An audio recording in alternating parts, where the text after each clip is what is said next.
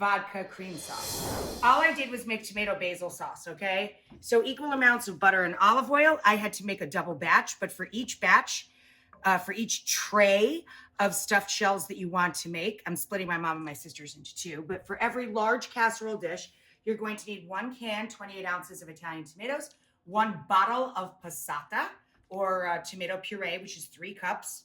And you're going to start with 2 tablespoons each, EVOO, olive oil, and 2 tablespoons of butter. Melt the butter into the oil, add 2 cloves of crushed or chopped garlic.